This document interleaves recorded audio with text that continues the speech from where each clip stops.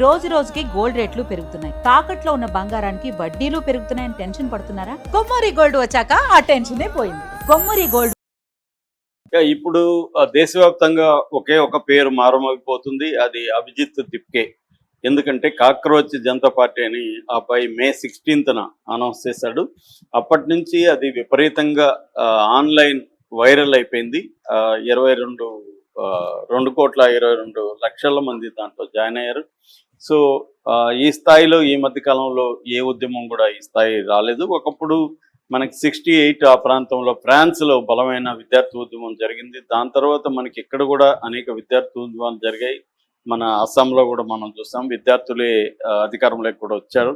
ఆ తర్వాత మనం చూస్తే హాంకాంగ్లో మిల్క్ టీ అలియన్స్ అనే ఒక ఉద్యమం జరిగింది. ఇలాంటిది సిమిలర్లీ అర్బన్ అంబ్రల్లా సింబాలిక్స్ అంటారు దాన్ని. అలాగే స్పెయిన్లో ఇండిగ్నాడోస్ మూమెంట్ అంటారు, 15M ఉద్యమం అంటారు, అక్కడ అలాగే జరిగింది. అలాగే అరబ్ స్ప్రింగ్ అంటారు, అనేక అరబ్ దేశాల్లో కూడా ఇటువంటి ఉద్యమాలు జరిగి దాని తర్వాత మన పక్కనున్న శ్రీలంకలో జరిగింది. దాని తర్వాత బంగ్లాదేశ్లో 2024లో ప్రభుత్వమే కూల్చివేయగలిగారు విద్యార్థులు. ఆ తర్వాత లేటెస్ట్గా నేపాల్లో కూడా జంజీ రెవల్యూషన్ జరిగింది. జంజీ విద్యార్థులు యూత్ పాల్గొని నేపాల్ ప్రభుత్వాన్ని కూడా కూలదోయగలిగారు, కమ్యూనిస్ట్ ప్రభుత్వాన్ని.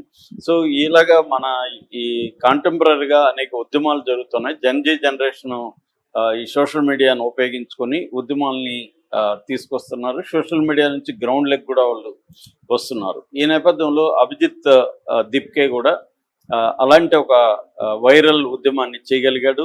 అది నిన్న సోషల్ మీడియా నుంచి అతను స్టార్ట్ చేసిన కొన్ని వారాల్లోనే అది ఫిజికల్ మూమెంట్గా కూడా మారింది. దానికి ప్రధాన కారణం, ఇటీవల కారణం ఏంటంటే నీట్ యూజీ పేపర్ ఏదో లీక్ అయిపోవడం. దానివల్ల దాదాపు 22,70,000 మంది విద్యార్థులు అఫెక్ట్ అవ్వడం, అట్లాగే CBSEలో ఇర్రెగ్యులారిటీస్ బయటకు రావడం. దాంతో ఏమైందంటే విద్యార్థుల్లో సీరియస్గా వ్యతిరేకత ఉంది. ఆ వ్యతిరేకతను ఈ కాక్రోచ్ ఉద్యమం కరెక్ట్గా ఉపయోగించుకుంది. దానివల్ల ధర్మేంద్ర ప్రధాన్, మన కేంద్ర ఎడ్యుకేషన్ మినిస్టర్ రాజీనామా చేయాలని ప్రధాన డిమాండ్తో నిన్న జంతర్ మంతర్లో జరిగింది. సో ఈ నేపథ్యంలో ఇప్పటివరకు అమెరికాలో ఉన్న అభిజిత్ దిప్కే ఇండియాకు వచ్చాడు. అతనికి వేలాది మంది స్వాగతం పలికారు ఎయిర్పోర్ట్ నుంచి. అతను అంబేద్కర్ ఆటోబయోగ్రఫీ బుక్ చేతులు పట్టుకొని దిగాడు. ఎందుకంటే అతన్ని కూడా నువ్వు ఇదంతా కూడా కుట్ర ఉద్యమం, నీ వెనక పాకిస్తాన్ ఉంది, బంగ్లాదేశ్ ఉంది, లేకపోతే అమెరికాలో ఉండే డీప్ స్టేట్ ఉంది, ఇట్లాగా రకరకాల ముద్రలు వేశారు. దానన్నీ తట్టుకొని అబ్బాయి స్వగర్వంగా నేను దళితుని, నేను మహారాష్ట్రలో పుట్టాను, ఇలాగ అబ్బాయి చెప్పుకున్నాడు. సో ఇప్పుడు చాలామందికి ఏంటంటే నిజంగా అసలు అభిజిత్ దిప్కే ఎవరు, ఇతనికి బ్యాక్గ్రౌండ్ ఏంటి, ఇతని బయోగ్రఫీ ఏంటి అనేది అందరూ అడుగుతున్నారు. సో ఈ నేపథ్యంలో మనం సింపుల్గా చెప్పుకుందాం. అభిజిత్ దిప్కే బయోగ్రఫీ చెప్పుకోవాలంటే ముందుగా అతను పుట్టింది సెప్టెంబర్ 29, 1995. అంటే అబ్బాయికి ఇప్పుడు దాదాపు 30 ఏళ్ళు. అతను వచ్చి మహారాష్ట్రలో పుట్టాడు. ఒకప్పుడు దాన్ని మహారాష్ట్రలో, ఇప్పుడు దాని పేరు ఛత్రపతి సంభాజీ, ఒకప్పుడు ఔరంగాబాద్ అనేవాళ్ళు, ఇప్పుడు దాన్ని ఛత్రపతి సంభాజీ నగర్ అని పిలుస్తారు. వాళ్ళ నాన్న భగవాన్ రావు, ఆయన MID centre Maharashtra industrial development కార్పొరేషన్లో ఇంజనీర్గా 2025 వరకు పనిచేసి రిటైర్డ్ అయ్యాడు 2025లో. ఈ అబ్బాయి చిన్నప్పుడు వీళ్ళ నాన్న తనలాగే ఇంజనీర్ చేయాలని, లేకపోతే సైన్స్ గ్రాడ్యుయేషన్ చదివించాలని అనుకున్నాడు. కానీ ఈ అబ్బాయి కూడా అలాగే అనుకున్నాడు చిన్నప్పుడు. బట్ తర్వాత అతనికి జర్నలిజంలో ఇంట్రెస్ట్ క్రియేట్ అయింది. దాంతో పూణేలో సావిత్రిబాయి పూలే పూణే యూనివర్సిటీలో ఆ అబ్బాయి జర్నలిజంలో డిగ్రీ చేశాడు. దాని తర్వాత అప్పటికే అబ్బాయికి అంటే అర్లీ డేస్లో అబ్బాయి ఇన్స్టాల్లో చేరింది 2014లోనే ఇన్స్టాల్లో చేరాడు. ఇప్పుడు అబ్బాయికి 2,80,000 మంది ఇన్స్టాల్లో ఫాలోవర్స్ ఉన్నారు. అలాగే సోషల్ మీడియా మీద కూడా అబ్బాయికి ఇంట్రెస్ట్ వచ్చింది. ఆ తర్వాత ఢిల్లీకి వెళ్ళి ఆప్లో ఈ ఆమ్ ఆద్మీ పార్టీలో వాలంటీర్గా చేసి బేసిక్గా ఏంటంటే సోషల్ మీడియాలో కూడా మీమ్ బేస్డ్ కమ్యూనికేషన్ని డెవలప్ చేయడం, సో పార్టీని సోషల్ మీడియాలో డిజిటల్ ప్లాట్ఫామ్స్ ద్వారా యూత్లోకి తీసుకెళ్ళడం, అన్న యాంగిల్లో ఇతను పనిచేశాడు 2020 నుంచి 23 వరకు. తర్వాత ఢిల్లీ గవర్నమెంట్లో కూడా ఎడ్యుకేషన్ డిపార్ట్మెంట్లో కమ్యూనికేషన్ అడ్వైజర్గా ఈ అబ్బాయి పనిచేశాడు. దాని తర్వాత హయ్యర్ ఎడ్యుకేషన్ చదువుకోవాలనుకొని అమెరికాలో బోస్టన్ యూనివర్సిటీలో కమ్యూనికేషన్స్ సంబంధించి కోర్స్ చేశాడు. అప్పుడు కూడా దాంట్లో కూడా డిజిటల్ ప్లాట్ఫామ్స్ని ఎలా యూజ్ చేయాలి, డిజిటల్ ప్లాట్ఫామ్స్లో యూత్తో ఎలా కనెక్ట్ అవ్వాలి, ఈ టాపిక్ మీదనే అతను మాస్టర్స్ అక్కడ చదివాడు. సో ఇప్పుడు ఇది అనుకోకుండా అతనికి ఏమి పార్టీ పెట్టాలనో ఒక ప్లాన్ అయితే లేదు, సడన్గా జరిగింది ఇది. మనం ఇందాక వేరే వీడియోలో చెప్పుకున్నట్టు మే 15న సుప్రీంకోర్టు ప్రధాన న్యాయమూర్తి సూర్యకాంత్ ఒక కంటెంప్ట్ ఆఫ్ కోర్ట్ కేసులో కామెంట్ చేస్తూ ఈ దేశంలో యూత్ కాక్రోచెస్, నిరుద్యోగులు, వాళ్ళు పారాసైట్లు అంటే పరాన్న జీవులు, వేరే వాళ్ళ మీద బతికేవాళ్ళు, ఎప్పుడు చూసినా ఆన్లైన్లో ఉంటారు, వీళ్ళు లేజీ ఫెలోస్, వీళ్ళు మీడియాలో ఉంటారు, సోషల్ మీడియాలో ఉంటారు, ఆర్టీఐ కార్యకర్తలుగా ఉంటారు, వీళ్ళు అందరినీ అటాక్ చేస్తూ ఉంటారు అన్న పద్ధతిలో మాట్లాడాడు. దానికి నిరసనగా ఈ అబ్బాయి ముందు ఒక ట్వీట్ చేశాడు. దాని తర్వాత కొన్ని గంటల్లోనే కాక్రోచ్ జనతా పార్టీ అనేది ఒక పార్టీ పేరు పెట్టాడు, భారతీయ జనతా పార్టీ లాగా. సో అది అనూహ్యంగా, మేబీ అబ్బాయి ఊహించాడో లేదో తెలీదు, అనూహ్యంగా 2,22,00,000 ఫాలోవర్స్ దానికి వచ్చేసారు. అలాగే ఒక వెబ్సైట్ కూడా పెట్టారు, cockroach Janata party of India .org అని. సో అది కూడా బాగా పాపులర్ అయింది. అట్లాగే సంతకాలు చేయమంటే దాదాపు 4,50,000 మంది సంతకాలు చేశారు ఇమీడియట్గా. సో ఈ నేపథ్యంలో అతను కులం పరంగా చెప్పుకోవాలంటే అతను దళిత్.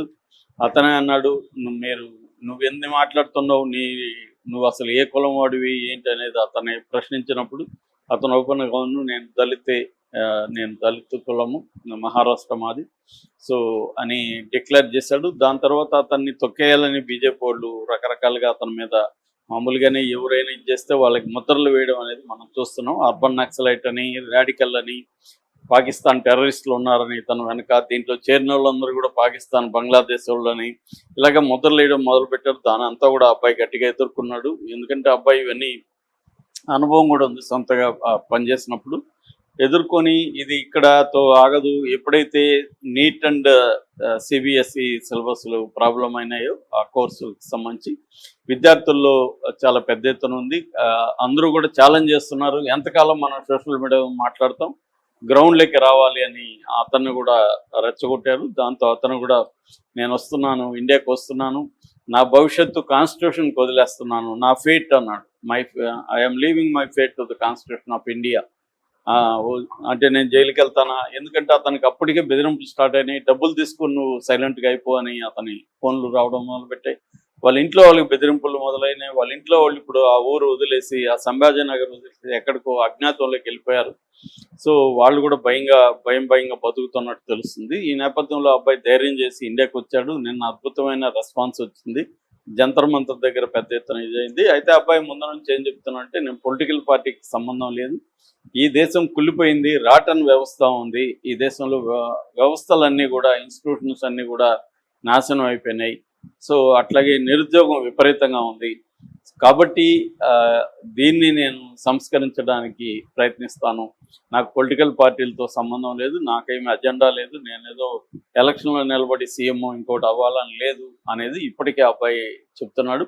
ఈ కాక్రోచ్ ఉద్యమానికి కూడా ఒక స్ట్రక్చరు, ఒక ఆర్గనైజేషను, ఒక క్లియర్ కట్ సిద్ధాంతం లేదు. అయితే బ్రాడ్గా మాత్రం ఇప్పుడున్న వాళ్ళే చెప్తున్నట్టు కుళ్ళిన వ్యవస్థకు వ్యతిరేకంగా నిలబడాలి అనే ఒక ఇది ఉంది. ఎందుకంటే జాబ్లెస్ గ్రోత్ మాత్రమే మనం చూస్తున్నాం, ఇంక్లూజివ్ జాబ్ గ్రోత్ చూడట్లేదు. నేను ఇంతాక ఒక వీడియోలో కూడా చెప్పాను, దాదాపు మనకి ఏజ్ 15 నుంచి 35 వరకు ఏజ్ గ్రూప్ యూత్ 65 crores ఉన్నారు. ఇది ప్రపంచంలోనే హైయెస్ట్. ఇందులో 29% అన్ఎంప్లాయ్మెంట్ ఉంది. ఎవ్రీ ఇయర్ 80 లక్షల మంది గ్రాడ్యుయేట్స్ మన దేశంలో తయారవుతున్నారు. అందులో 15 lakh గ్రాడ్యుయేట్స్, ఇంజనీరింగ్ గ్రాడ్యుయేట్స్, వీళ్ళకి ఉద్యోగాలు ఉండే పరిస్థితి లేదు. 83%కి స్కిల్స్ లేవు. సో ఈ నేపథ్యంలో వీళ్ళందరూ ఇప్పుడు కాక్రోచ్ పార్టీలో చేరారు.